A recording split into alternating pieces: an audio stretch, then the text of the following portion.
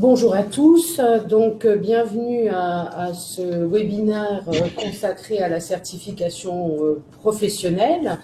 Nous traiterons dans ce numéro 2, puisqu'il s'agit d'une série de 3 webinaires, donc nous traiterons du thème de la construction d'une ingénierie de certification pour le répertoire national des certifications professionnelles et pour le répertoire spécifique.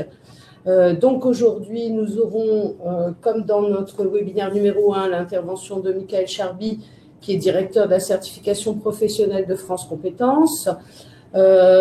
J'interviewerai donc Michael Charby en apportant éventuellement quelques petits points si nécessaire.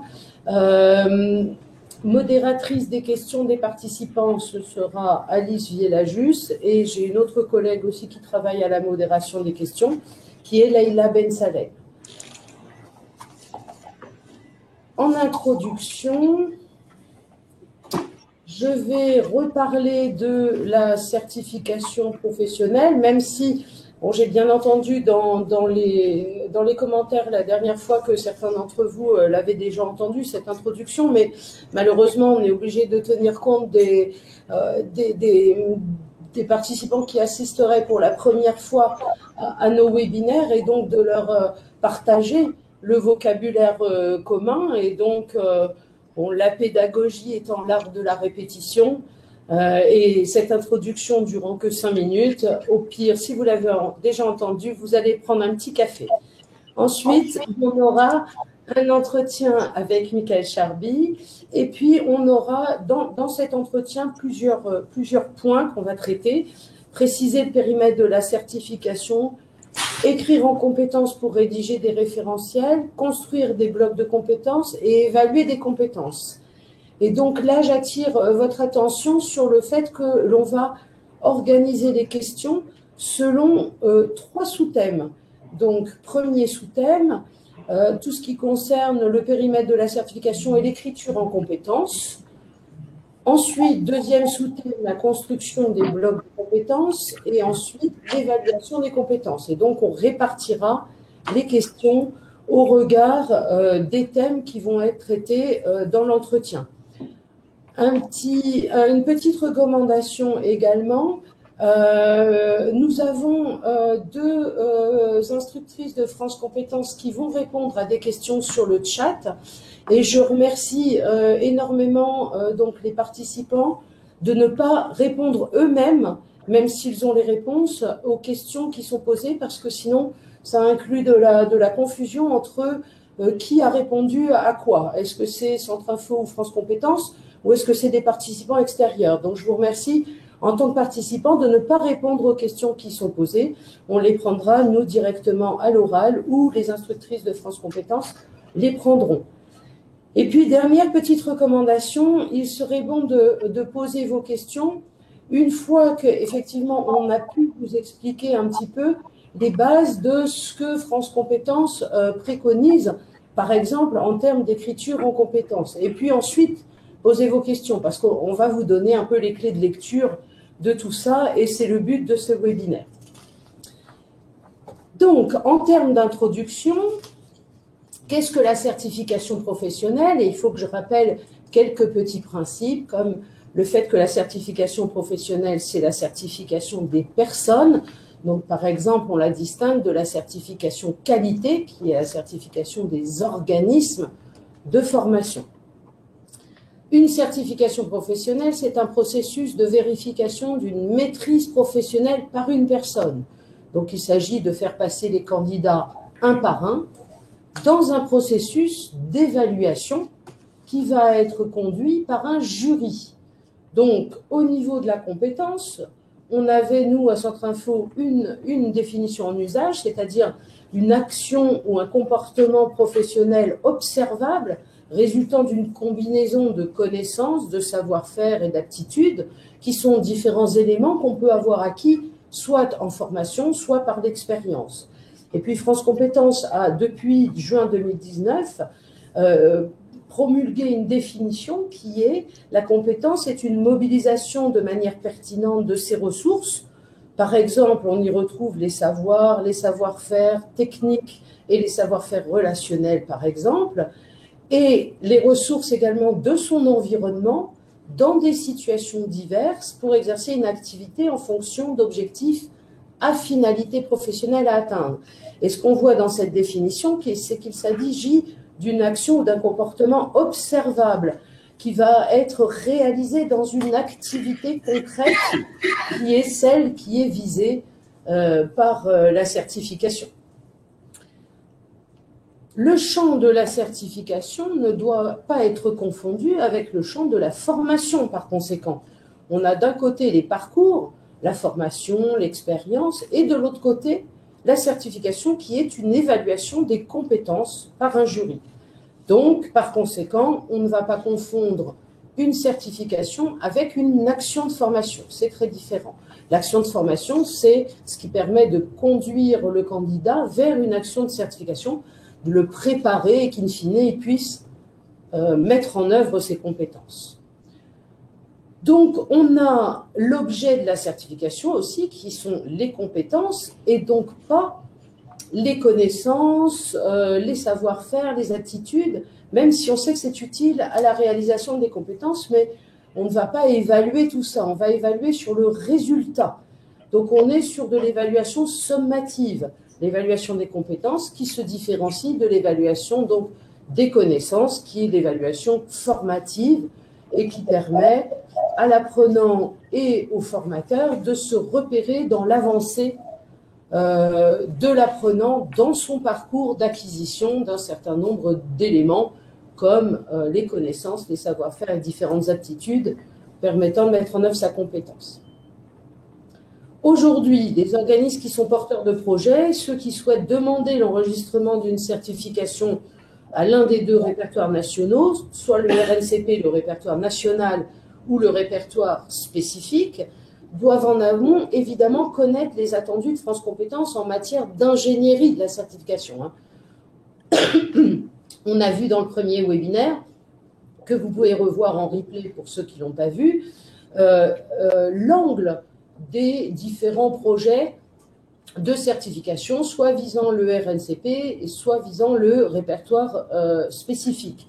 Aujourd'hui, on va s'attaquer davantage aux questions d'ingénierie et on va, pour ce faire, interroger Michael Charby sur ce qu'il faut savoir pour construire une ingénierie de certification qui soit conforme aux attendus de France Compétences pour le répertoire national ou pour le répertoire spécifique. Donc, Michael, première question. Quelle est l'importance donc sur le périmètre de la certification? Donc, on a vu la dernière fois RNCP, répertoire national, où on a un périmètre métier. Répertoire spécifique, on a un périmètre compétences uniques ou groupe de compétences homogènes. À partir de là, lorsque je veux choisir, je veux construire mon ingénierie, quelle va être l'importance, Michael, d'identifier les activités professionnelles concernées? Alors, en fait, il y a vraiment un point commun entre les deux répertoires, c'est qu'on doit toujours se poser la question, mais on en a déjà pas mal parlé lors du précédent webinaire, on doit pas mal prendre en compte l'aspect de pourquoi répondre à quoi, quel est l'objectif, quelle est la finalité par rapport à un contexte professionnel. Et donc, ça, c'est le point commun. Et après, en fonction de l'objet du répertoire, même parfois de l'objet de la certification, par exemple au sein du répertoire spécifique, on n'a pas tout à fait des objets qui sont complètement identiques. La première des questions à se poser, par exemple sur le RNCP, c'est quel métier?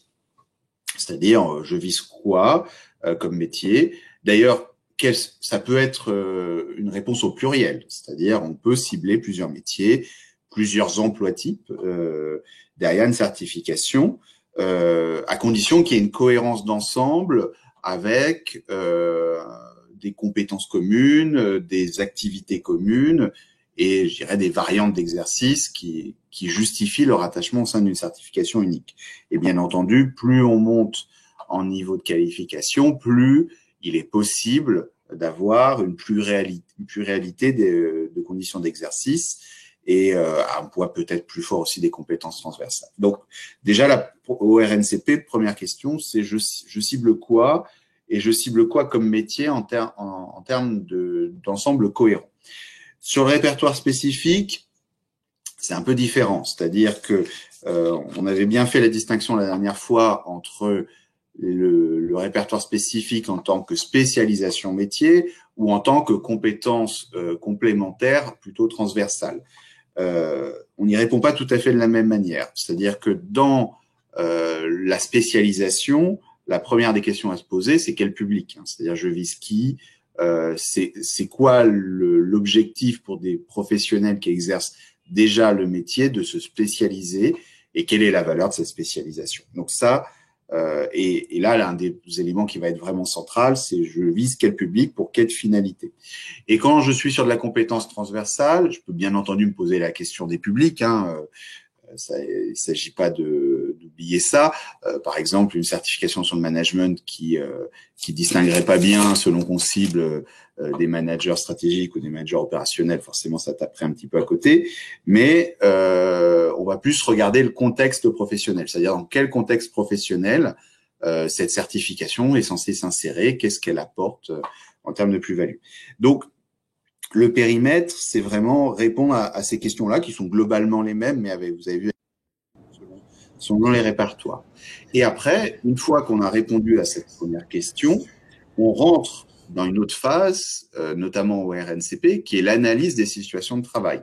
C'est-à-dire que il faut, pour bien construire une ingénierie, il faut partir de conditions concrètes d'exercice, quel que soit leur niveau d'abstraction, hein, et de généralité, mais à partir de cette situation-là, quelles sont les activités que les personnes titulaires de la certification sont censées exercer.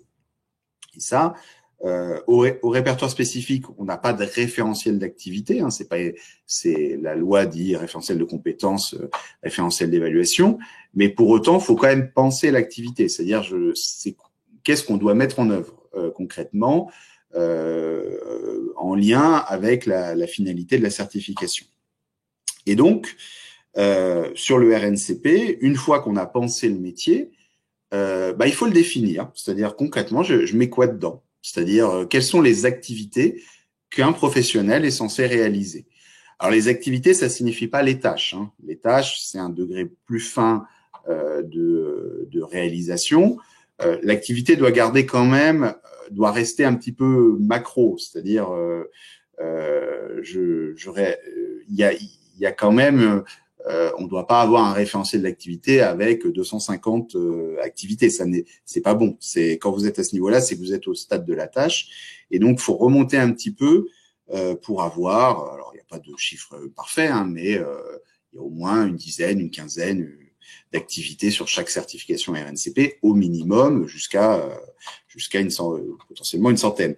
Et d'ailleurs, en général, ces activités-là, on fera le lien plus tard, elles font souvent le lien avec un bon découpage en blocs de compétences. C'est-à-dire que c'est ces activités professionnelles ou le regroupement de certaines d'entre elles qui fait la cohérence d'un bloc de compétences en tant que réponse à la définition législative de contribution à l'exercice autonome d'une activité professionnelle.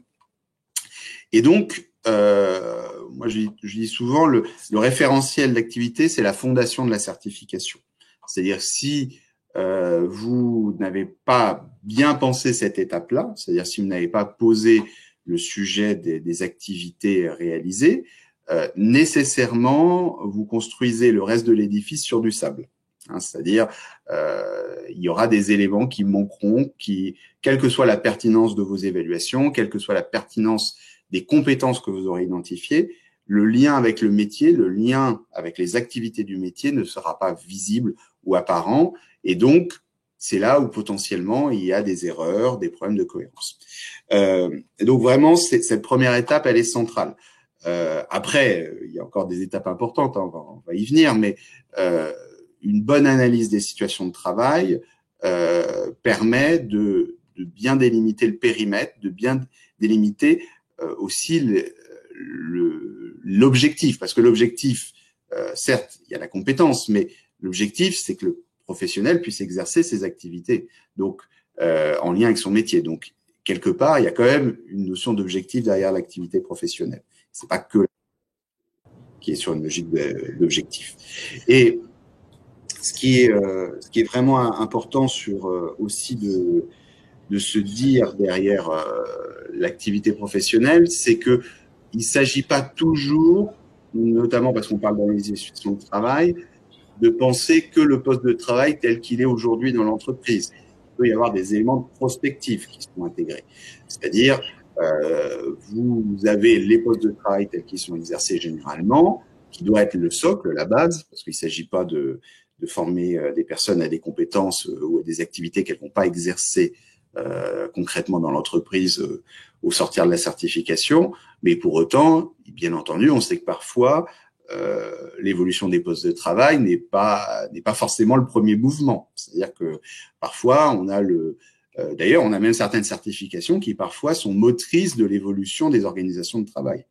C'est pas le mouvement le plus naturel, mais ça existe aussi, a fortiori quand une branche professionnelle, quand un acteur économique va décider de transformer, entre guillemets, le paysage du métier à travers l'outil de la qualification et de la certification.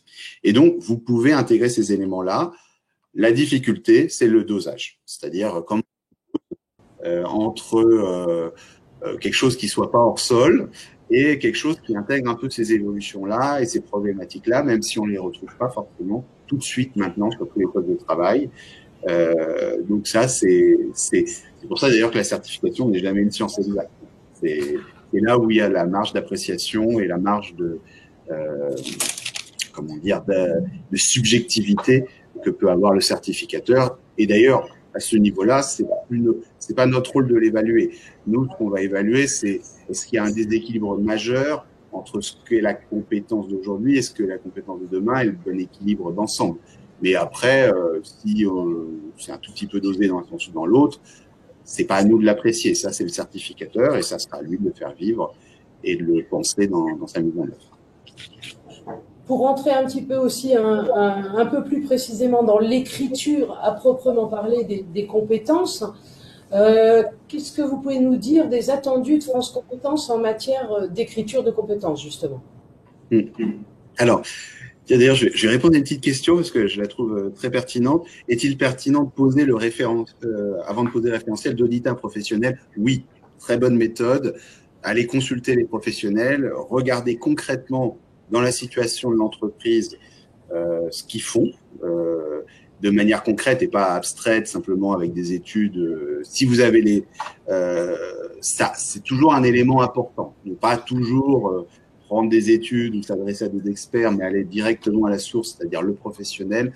C'est pas la méthode unique, mais c'est important. Bon, pardon, Valérie, je reviens à la question.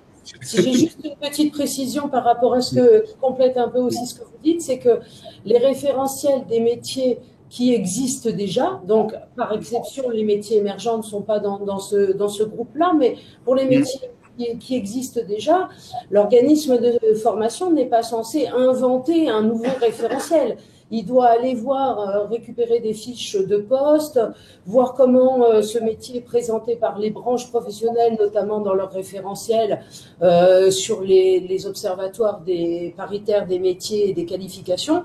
Donc, il ne s'agit pas pour l'organisme de réinventer un métier, de réinventer un référentiel, mais bien d'aller soit observer, soit récupérer des référentiels qui existent déjà sur le marché. Tout à fait, c'est-à-dire qu'il y a une part de création et il y a une part, bien entendu, d'appui sur les choses existantes, en faisant attention quand même de pas se mettre en mode copier-coller, mais bien sûr, il y a une partie d'évolution. De ne pas inventer un référentiel métier qui n'existerait pas sur le marché du travail pour faire coïncider la chose avec son offre de formation qui, elle, existe bel et bien. D'accord. Et du coup, il y aurait un petit hiatus. Par contre, après, il faut faire correspondre les référentiels qu'on a récupérés ou qu'on a observés avec les attendus de France Compétences en matière d'écriture en compétences. Donc, qu'est-ce que vous préconisez? Oui,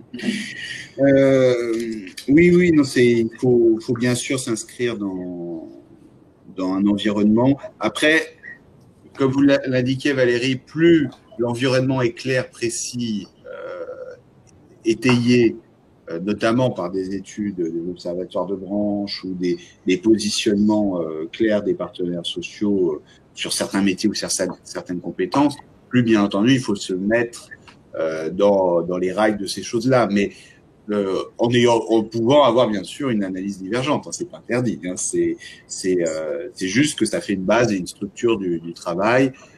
Et ce qui vient en plus d'une source légitime.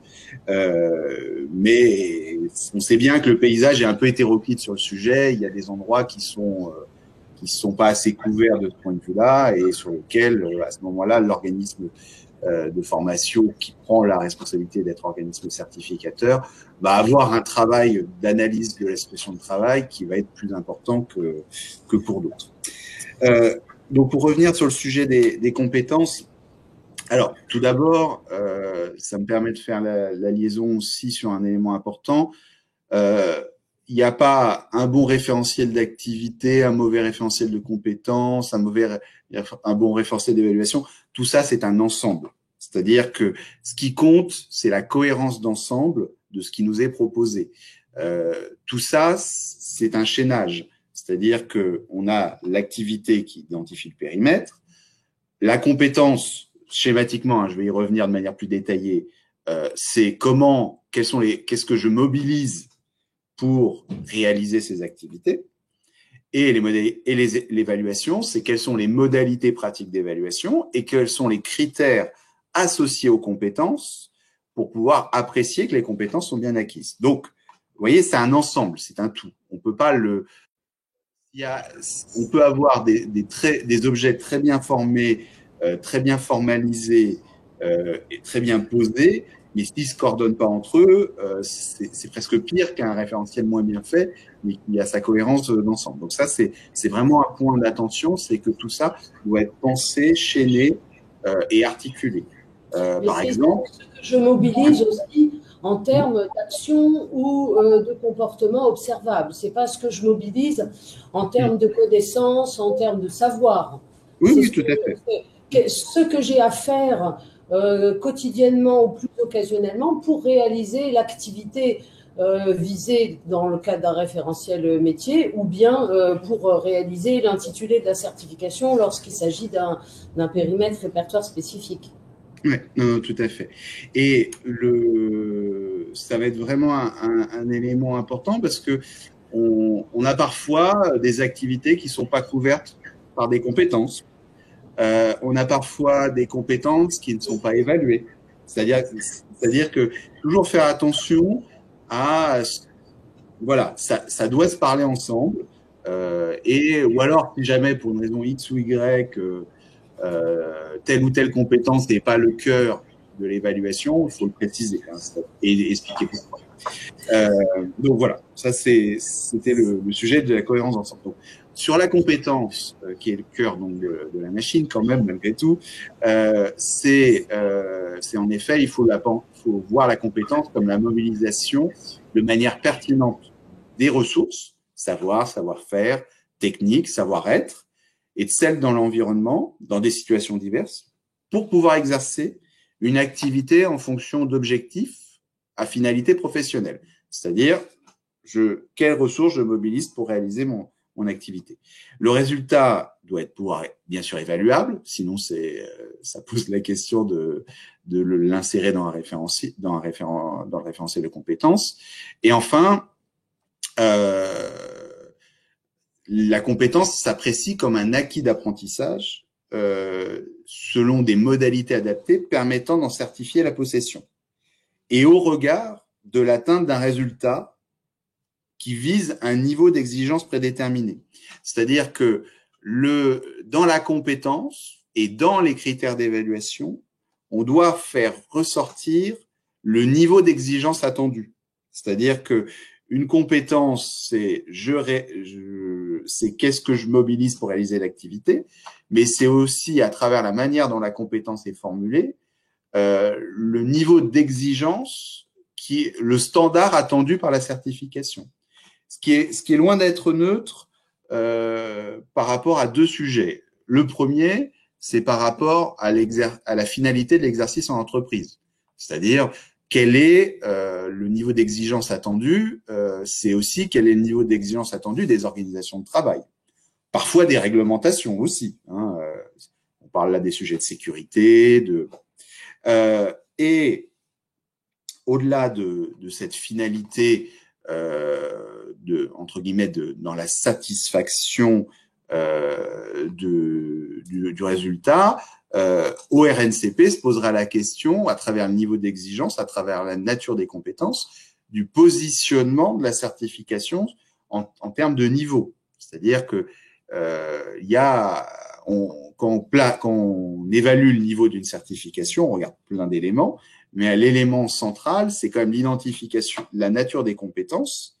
Et la nature de ces compétences-là, est-ce qu'en termes, et là on rejoint le décret de janvier 2019, est-ce que l'autonomie, la complexité des savoir-faire et des savoir-être est suffisamment importante pour justifier d'un niveau 5, d'un niveau 6, d'un niveau 7, indépendamment de la qualité de ce qui nous est présenté. Il faut il faut qu'on avance parce que je vois que l'heure avance aussi très très vite. Oui, bien sûr. Et du coup, pour commenter un tout petit peu la diapo qui est à l'écran, on a donc une formulation avec un verbe d'action à l'infinitif. Donc il y a pas mal de gens qui nous demandent pourquoi un verbe d'action à l'infinitif. On va avoir le quoi, c'est-à-dire l'objet de l'action. Donc je fais quoi. Ensuite, la finalité de l'action, vous en avez parlé. Donc je fais quoi, pourquoi, c'est-à-dire pour quel résultat, en vue de quel type d'action ou de résultat attendu. Et puis, on a les éléments de contexte qui sont éventuellement avec quels outils, avec quels équipements, en respectant quelles normes de sécurité, de qualité, etc. J'exerce ma compétence. Donc, on va également proposer la structure pour le référentiel, pour le répertoire national, hein, comme vous le disiez. Donc ça fait un petit résumé avant de passer aux petites questions sur cet angle-là. Ici, donc pour le répertoire national, j'ai donc un référentiel métier avec un intitulé de métier. J'ai ma première colonne avec des activités, des grandes activités qu'on formalise en général avec des substantifs. Par exemple, gestion de la production, management d'équipe, production de pièces détachées, etc. Et puis dans les compétences, j'aurai tout ce que je dois faire quotidiennement ou plus occasionnellement pour réaliser la gestion des ressources humaines, par exemple. D'accord ? Alors que pour le répertoire spécifique, ici, finalement, le périmètre de l'activité, c'est-à-dire qu'est-ce qui va être exercé in fine, ça va être plutôt dans l'intitulé. Par exemple, si j'ai gestion de projet, ça sera plutôt ça, mon activité visée. Et ensuite, là, je n'aurai qu'un listing de compétences, donc néanmoins formulé selon les exigences de France Compétences avec le verbe d'action, la finalité de l'action et la contextualisation de l'action. On va vous faire passer maintenant, Michael, les premières questions sur cette séquence-là. Donc, je passe la parole à Alice qui vient à ma place. Oui, bonjour à tous. Alors, quelques questions donc sur plus précisément sur le périmètre délimité, la manière de rédiger les référentiels, plus que sur l'écriture en compétences. Donc, où trouver les référentiels France Compétences a répondu, donc, où trouver... donc, il y a eu une réponse de France Compétences, il me semble, sur ce point-là. Comment travailler sur les métiers émergents et la définition des activités? Donc ça, c'est une question sur laquelle vous avez peut-être une réponse. Donc du côté des OF, hein, pour le coup, enfin, de celui qui rédige un référentiel. Donc, et puis aussi une autre question sur comment faire quand on cherche à décrire une compétence au répertoire spécifique. Comment appliquer la méthode que vous venez de décrire pour décrire les activités dans un référentiel métier visant le RNCP quand on cherche à décrire le périmètre d'une compétence, en particulier transversale, au répertoire spécifique. Quelle méthode, quelle technique Alors, tu sais, je vais peut-être commencer par la dernière question. Alors, la bonne technique, c'est celle de penser des contextes potentiels de travail. C'est-à-dire que euh, quand vous êtes sur de la compétence transversale, vous n'aurez jamais l'exhaustivité des situations de travail. Hein. C'est par nature, hein, c'est le principe même d'une compétence transversale. Pour autant, elle peut s'appliquer à un secteur, à certains types de métiers. Donc après, selon l'objet qui est présenté, il peut être plus ou moins lié à des catégories ou à des typologies de métiers. Ou parfois, ça peut être vraiment tout type d'emploi au marché du travail. Bon, c'est plus rare, mais ça peut arriver aussi. Le but du jeu, c'est un peu comme avec les emplois types sur le RNCP, c'est-à-dire dans ce cas-là, faut se mettre à la place de situations de travail concrètes. Et normalement, à partir de ce raisonnement-là, d'imaginer la manière dont la compétence doit être réalisée pour atteindre la réalisation de ces activités qui seront jamais exhaustifs, qui seront même pas publiés là pour le coup, mais qui seront le support de méthodologie technique pour questionner les compétences qu'on a identifiées, la manière dont on les a formulées. Donc ça, en fait, faut créer des situations un peu faut reconstituer des situations concrètes à partir de compétences plus générales. Sur les métiers émergents, je dirais qu'il y a deux sujets. Il y a le sujet de la procédure simplifiée et il y a le sujet du métier émergent lui-même, indépendamment même de la procédure. Sur la procédure, là, cette année, on a souhaité que ça soit les branches qui se positionnent hein, sur le sujet et les syndicats professionnels.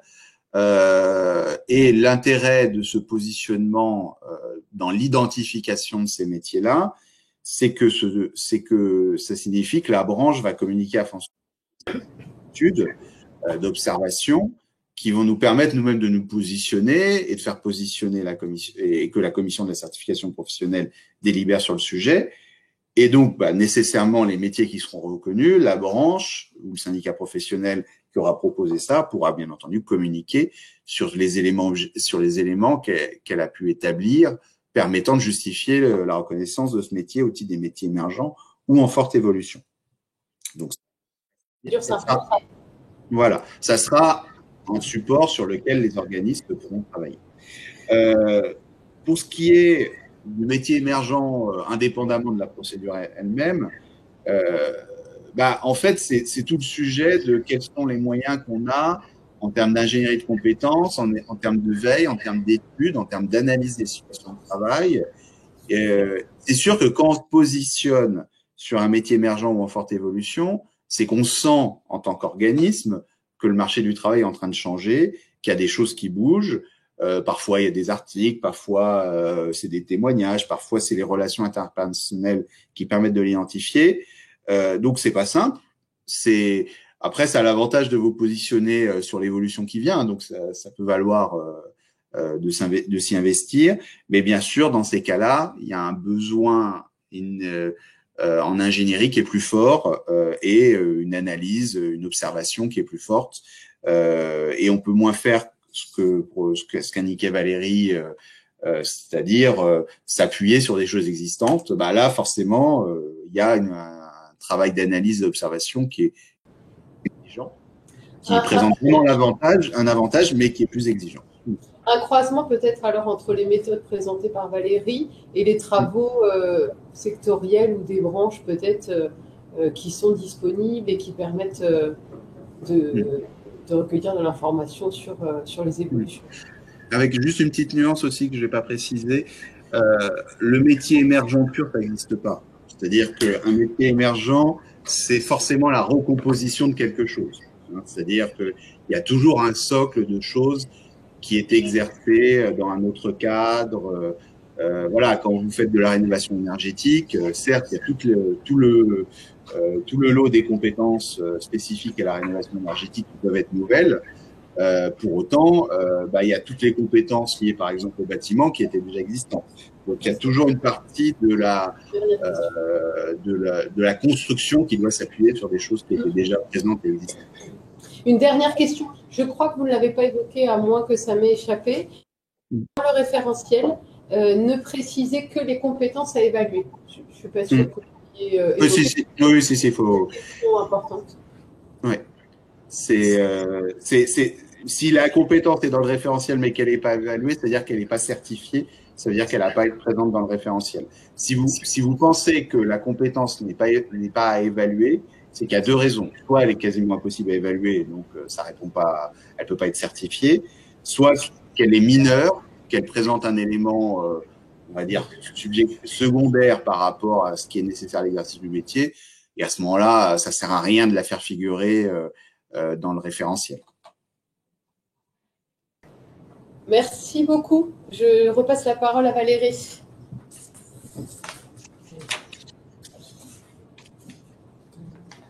Donc maintenant, on va aborder donc la question des blocs de compétences. Donc, quelles certifications sont concernées par ces fameux blocs de compétences, et puis comment je vais procéder pour construire ces blocs de compétences en termes d'ingénierie.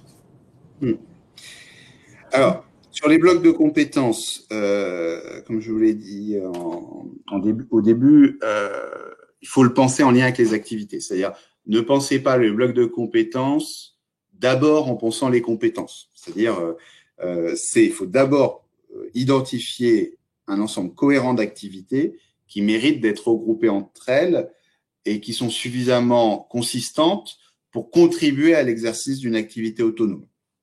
Et c'est après qu'on regarde les compétences associées. Et d'ailleurs, dans la conception d'un découpage en blocs de compétences, il y a bien le terme découpage, hein, c'est-à-dire qu'on prend son référentiel avec les activités, les compétences. Donc, on fait d'abord les regroupements d'activités, puis on regarde les compétences. Michael, oui.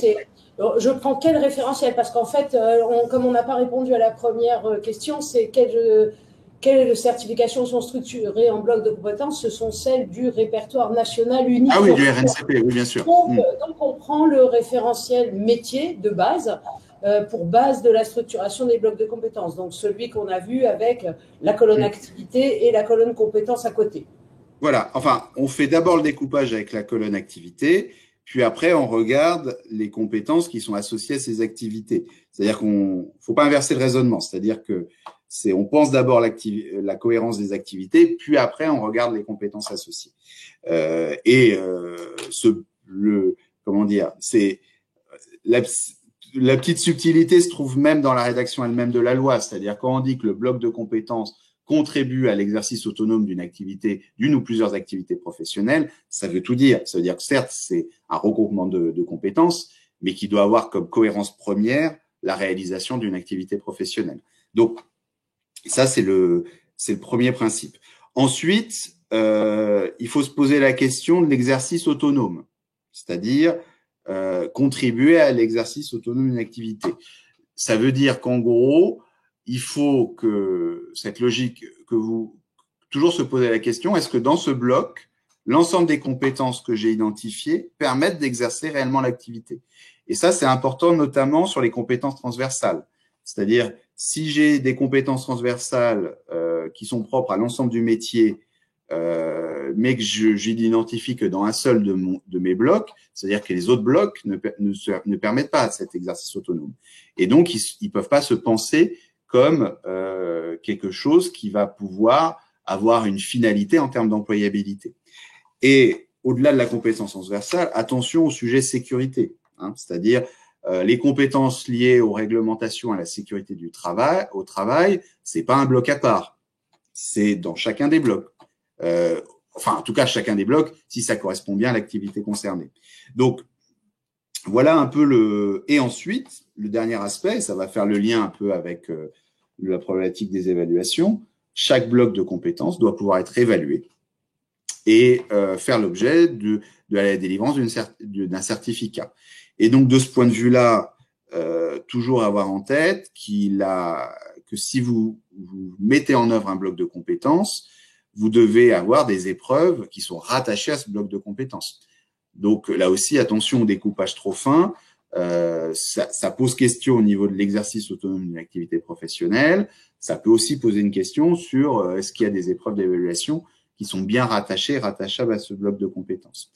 Et ensuite, juste une petite finesse aussi, c'est présent dans les notes de doctrine, vous pouvez toujours prévoir une épreuve finale, c'est-à-dire il y a potentiellement une évaluation pour chaque bloc qui prend en compte la spécificité de la maîtrise de la compétence, des compétences associées, mais forcément, vous regardez pas le combinatoire des différents blocs et la manière dont le professionnel les articule.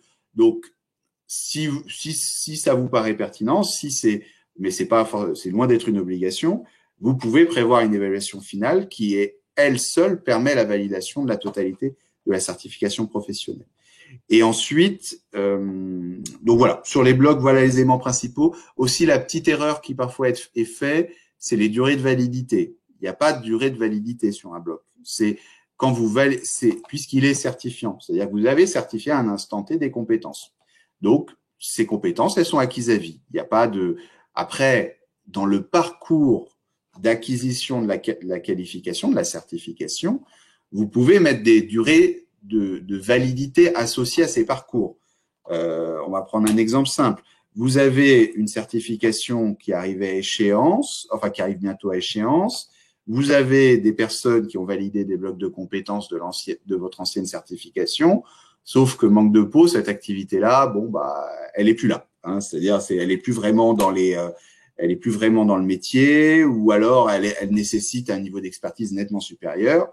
Et donc, dans ce contexte-là, votre bloc, vous l'avez validé, vous l'avez certifié auprès de titulaires, donc ça, il faut le reconnaître.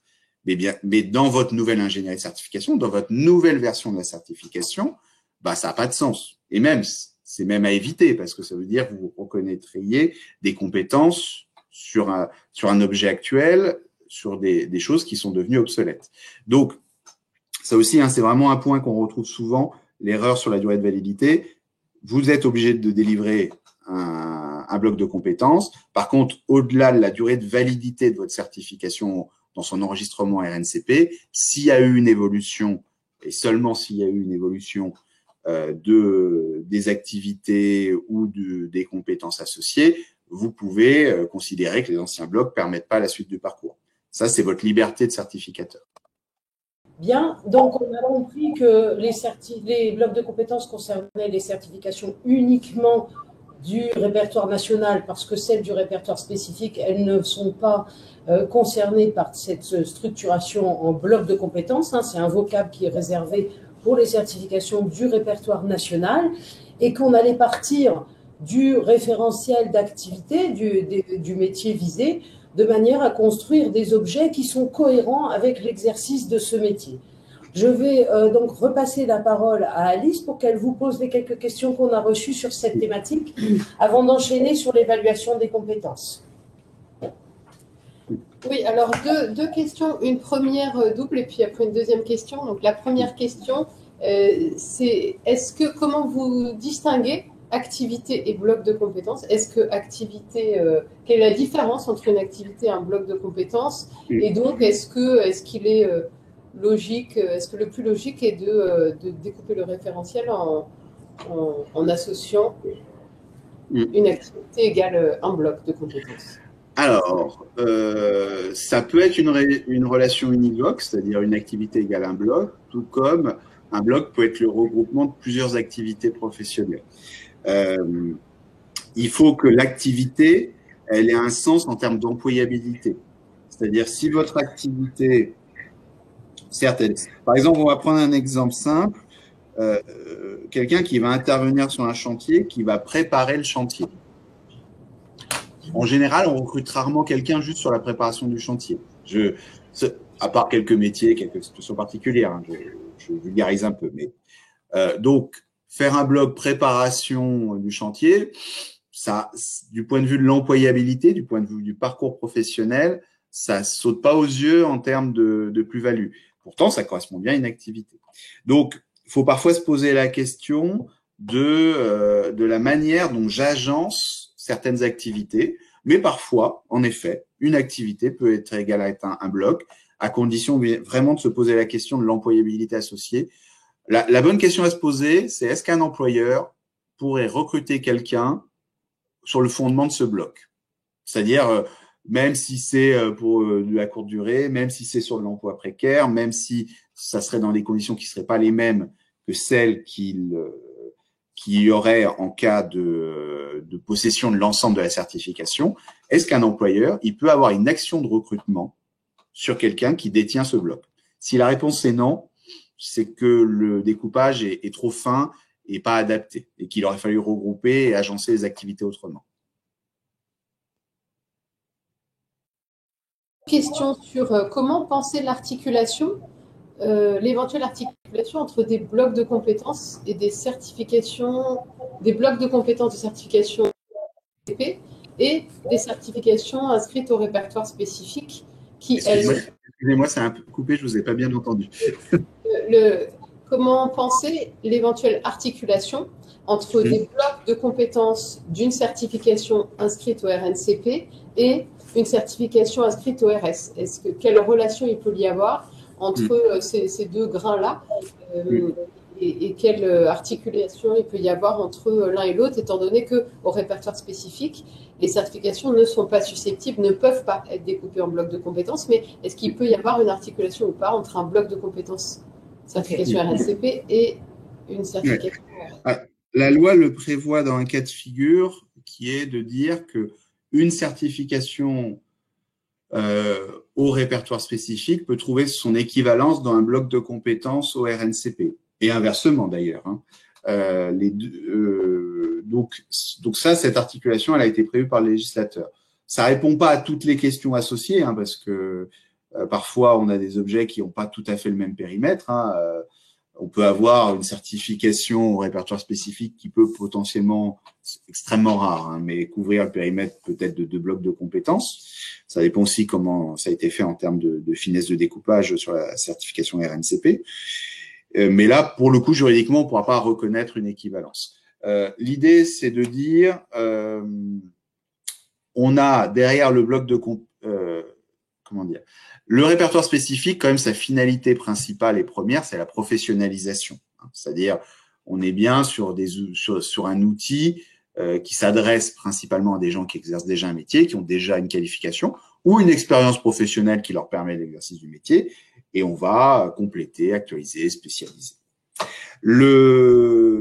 Et donc, la logique, et donc on peut avoir certains blocs de compétences qui répondent aussi à cette logique-là, parce que on a aussi une problématique de temporalité. Dans une certification qui a été acquise il y a 10 ans, peut-être qu'il y avait des blocs de compétences qui n'étaient pas là. Enfin, déjà, la plupart n'étaient pas découpés en blocs, mais il pouvait y avoir même, au-delà du découpage, un périmètre correspondant au bloc qui n'existait pas parce que la compétence a évolué, le métier a évolué. Et là, dans ces cas-là, on a parfois des blocs de compétences au RNCP qui correspondent tout à fait à des outils de professionnalisation, qui sont pas simplement des blocs en tant que éléments de parcours pour acquérir la certification, mais qui sont aussi des outils adressés à des professionnels déjà en poste et qui peuvent mettre à jour leurs compétences à travers l'acquisition d'un bloc. Et donc, c'est pour ça qu'on peut avoir cette relation-là, parfois, entre certains outils du répertoire spécifique et du RNCP. Merci beaucoup. Je passe la parole à Valérie pour la dernière partie qui concerne l'évaluation des compétences. Donc, si vous avez des questions à poser, autres que celles que vous avez déjà posées, vous pouvez les poser sur le chat et nous y reviendrons ensuite. Merci Alice.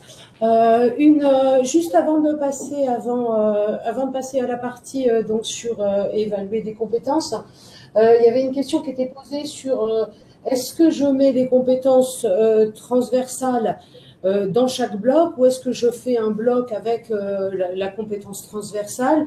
Et a priori, ça va dépendre de la compétence transversale, c'est-à-dire que aussi, si par exemple j'ai une compétence transversale qui concerne les langues ou la bureautique, peut-être qu'elle va pouvoir, cette compétence-là, faire l'objet d'un bloc spécifique, alors que si par exemple la compétence transversale, c'est d'utiliser tel ou tel équipement, etc. À ce moment-là, ça, je vais peut-être le retrouver dans chaque bloc, parce que sinon, si je le mets à part, ça n'a plus aucun sens par rapport à l'ensemble. Donc, je parle sous votre contrôle, Michael. Non, mais c'est tout à fait ça, Valérie. Ça dépend du contexte de la certification. C'est-à-dire que il faut toujours se poser la question de la finalité de l'exercice et de l'autonomie du bloc. Oui. On peut avoir des compétences transversales qui peuvent être regroupées au sein d'un même bloc. Par exemple, je vais vous donner un exemple concret. Sur des certifications de niveau 6 ou niveau 7, on a parfois une cohabitation entre de la compétence technique approfondie et des compétences managériales. Si l'emploi concerné n'est pas en tant que tel un emploi de manager, je dirais que il peut être pertinent d'avoir des compétences techniques identifiées dans des blocs, enfin visant la technique du métier, et une compétence de manager, managériale, je veux dire, manager, qui soit dans un bloc séparé. À l'inverse, si la certification est une fonction de manager, est vraiment centrée sur le management, un bloc management n'a aucun sens. C'est l'ensemble de la certification qui englobe cette finalité. D'accord. Au niveau de l'évaluation des compétences, quelle modalité d'évaluation des compétences dois-je mettre en œuvre pour certifier des candidats, sachant que France Compétences dit dans sa doctrine, je dois mettre en œuvre des modalités d'évaluation au plus près de la situation de travail visée. Qu'est-ce que ça veut dire concrètement? Alors, très concrètement, une modalité adaptée, c'est une modalité qui permet de donner une assurance raisonnable que la personne détient bien la compétence. Et donc, comme la compétence s'inscrit dans une finalité d'exercice professionnel, plus vous avez une évaluation qui se rapproche de cette situation professionnelle reconstituée, plus vous donnez une assurance forte que la personne détient bien ces compétences-là à travers l'évaluation que vous avez menée. Après, ça se pondère, ça s'apprécie, ça se contextualise. De la même manière, pour un même bloc ou un même groupe de compétences, vous pouvez associer plusieurs modalités d'évaluation. Et c'est la conjonction de l'ensemble de ces modalités qui fera l'assurance qualité que vous présentez. Vous n'êtes pas obligé de faire des situations de travail reconstituées, mais en tout cas, il faut se poser la question de est-ce que vous êtes capable de le faire? Est-ce qu'il y a un intérêt? Est-ce que si vous ne le faites pas, les autres modalités que vous proposez sont adaptées? Et ça, c'est vraiment un élément important. L'erreur majeure, souvent, c'est par exemple j'ai un geste professionnel très pratico-pratique à réaliser et je mets un QCM ou des questions écrites. Ça n'a pas de sens. Ce qui va être par contre, sur d'autres compétences, ça peut prendre un sens différent et ça peut être plus pertinent. Par exemple, on repart par exemple sur le répertoire spécifique. Il y a des questionnaires en ligne, en plus adaptatifs, avec des algorithmes qui sont sur des certifications dans le numérique, qui sont extrêmement pertinentes pour évaluer les compétences. Pour autant, ça reste des questionnaires, mais ça va être adapté et conçu de manière à pouvoir, à travers la modalité d'évaluation, répondre à l'acquisition de la compétence numérique. Par contre, est-ce qu'avec cette modalité-là, vous pouvez déterminer que vous avez en face de vous un développeur informatique bon ou mauvais? La réponse est non. C'est-à-dire que sur quelque chose de plus circonstancié, sur quelque chose de plus localisé, vous allez pouvoir éventuellement avoir certaines modalités qui peuvent ne pas être un oral, qui peuvent ne pas être une situation de travail reconstituée. Mais toujours se poser la question de est-ce qu'en mettant en œuvre cette modalité-là, je suis capable de donner une assurance qualité suffisante? Et ça s'apprécie vraiment au cas par cas. De la même manière, si vous identifiez des compétences managériales, je suis désolé, ça s'évalue pas par l'écrit. Enfin, ça peut s'évaluer par l'écrit, mais pas que. Donc, et toujours avoir. Là, j'avais un exemple en tête d'un dossier qu'on a vu il n'y a pas très très longtemps, qui était pas mal d'ailleurs, mais qui sur le management, qui disait vous vous placez dans la situation du consultant qui évaluerait à partir d'un cas pratique présenté la manière dont l'entretien s'est déroulé. Bon, c'est pas trop mal, mais c'est pas bon parce que vous avez la posture. Ce qu'on évalue, c'est est-ce que je sais avoir cet entretien d'évaluation, pas est-ce que je suis capable, en tant que consultant, d'avoir un regard critique sur une évaluation. Donc, toujours se poser à qui vous adressez et de est-ce que tout ça, c'est adapté pour donner la réponse, le signal de la détention de la compétence. Donc, il faut se poser la question aussi de l'attendu de la compétence, c'est-à-dire, effectivement, vous le disiez, si c'est un geste technique, je ne vais pas lui faire un quiz. Si, par exemple, si je suis sur un attendu de compétence rédigé, un plan de formation, c'est un écrit, je peux lui donner une étude de cas, le cas échéant. Par contre, au niveau, parce qu'il nous reste très peu de temps, Michael, au niveau des critères d'évaluation, comment est-ce que je dois le formuler? Alors, le critère d'évaluation doit faire le lien avec la compétence et avec le niveau de maîtrise. C'est-à-dire que il s'agit c'est une guidance pour à la fois les personnes qui vont être évaluées, mais aussi une guidance pour aussi les membres de jury, pour savoir ce qui est attendu. C'est-à-dire c'est aussi le sens du référentiel d'évaluation, c'est que le jury l'ait et le respecte. On en reparlera sur le prochain webinaire, mais c'est en effet un élément important. Et donc, de ce point de vue-là, il faut, comme une compétence s'inscrit dans une finalité de réalisation, il faut que le critère puisse permettre de s'assurer que la finalité est bien atteinte et que quelqu'un d'un peu extérieur à l'évaluation puisse comprendre, par exemple,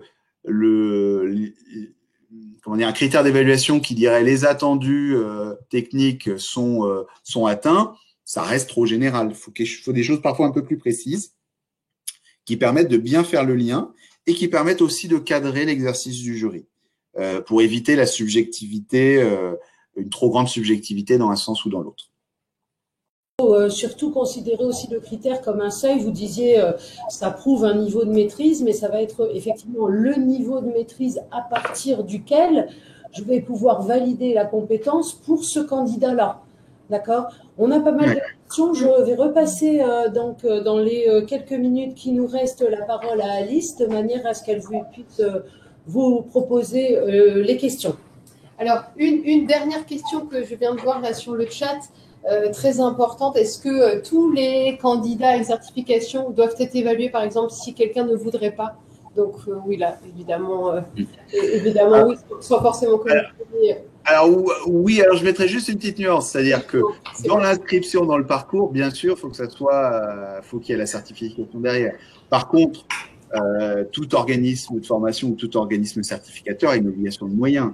C'est-à-dire quelqu'un qui se désiste, quelqu'un qui ne vient pas, on ne va jamais l'incriminer. Mais il faut que dans ce qui est vendu en termes de parcours, il y ait bien la dimension certifiante. En tout Sinon, cas, c'est pas du PDF. Voilà. Pour que la certification soit délivrée, c'est une condition sine qua non, en tout cas. Ouais, parmi les questions, donc, il y avait une question sur jusqu'où aller dans la description de la modalité d'évaluation et de la situation d'évaluation. Donc, plusieurs personnes ont dit, on comprend bien qu'il faut décrire la situation d'évaluation, le type d'épreuve, cas, test, quiz, questionnaire et autres.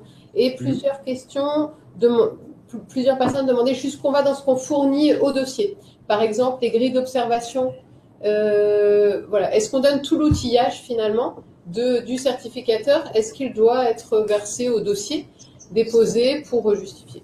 Doit, non, peut, oui. C'est-à-dire, c'est pas une obligation, on ne sanctionnera pas un dossier s'il manque ces éléments-là, parce que bien entendu, la modalité, voilà, on veut la nature des preuves et comprendre ce que c'est que l'épreuve, mais après, comment elle est menée, voilà.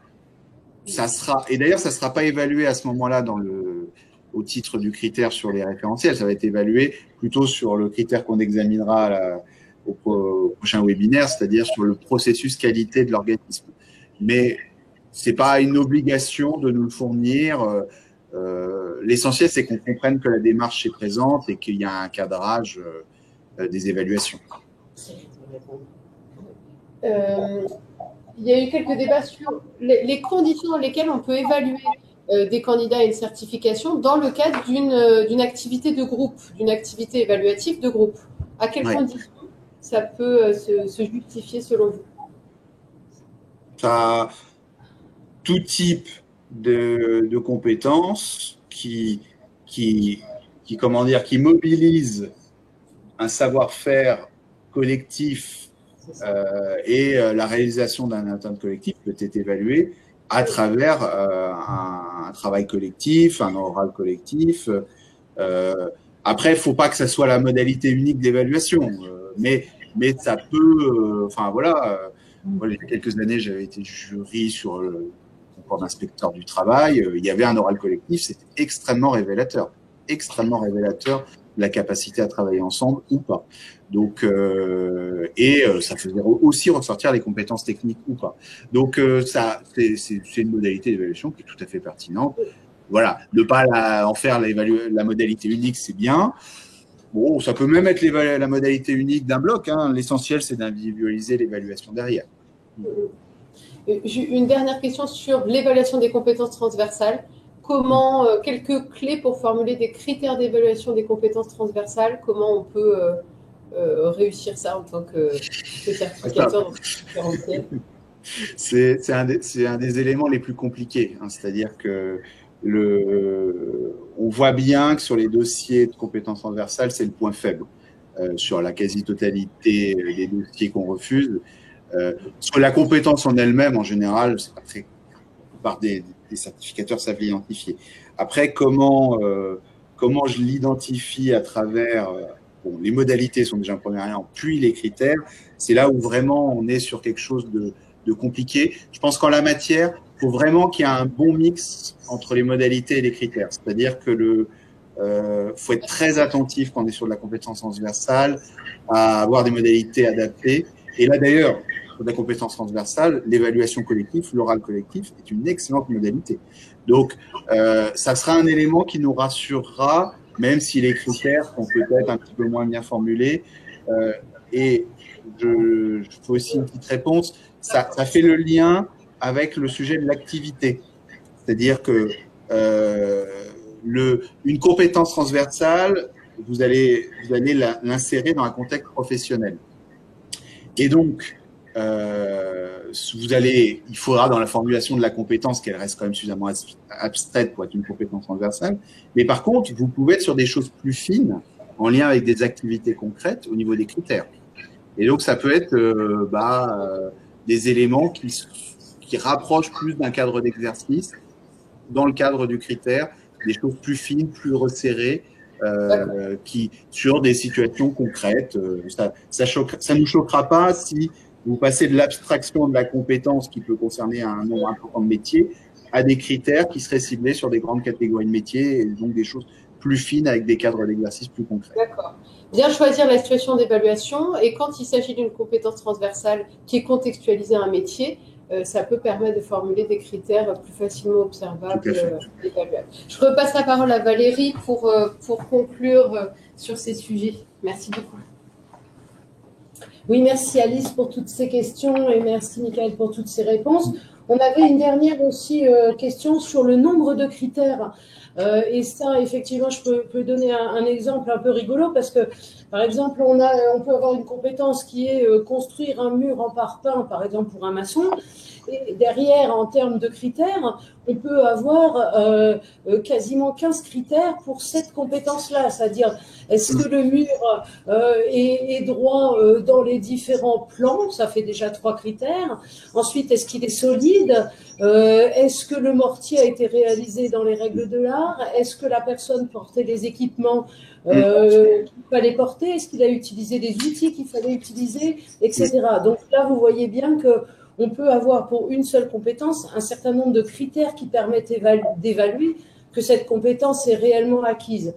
Et petite précision aussi pour les compétences transversales, ben là encore, je pense aussi, pour compléter ce que vous disiez, que ça dépend de la compétence transversale. Si j'ai une compétence bureautique qui est utilisée, par exemple, pour une assistante RH, cette compétence bureautique, elle aura des critères de réalisation professionnelles sur la bureautique.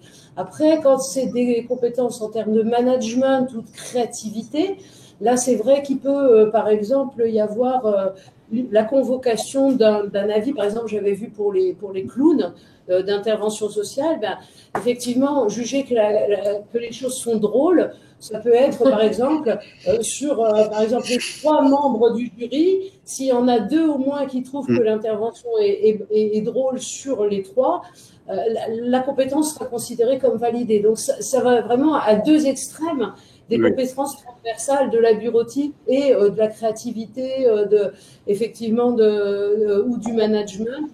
On va être sur des critères un peu différents aussi. C'est vrai. Je vous concède que l'évaluation du rire n'est pas quelque chose de simple. Exact. Bien, merci à vous donc pour vos interventions. Et puis, nous vous donnons rendez-vous donc à la fois pour le 3e webinaire de la série, qui va être plus porté sur les pièces qui sont à apporter en plus de l'ingénierie au dossier de demande d'enregistrement, et pour un angle un peu plus de spécialité sur l'organisation des partenariats entre les organismes certificateurs et les organismes de prestataires de développement des compétences. On vous donne rendez-vous pour une matinée d'actualité, cette fois le 8 octobre prochain, à Paris ou en distanciel. Donc, merci à tous et à très bientôt pour de futurs rendez-vous. À bientôt. Au revoir. Au revoir. Qu'est-ce que je fais? Pause à l'enregistrement. Je fais quoi là? Accepter. Eh, les filles, je ne vois rien à l'écran. Est-ce que vous pouvez me dire ce qu'il faut que je fasse? Est-ce que tu veux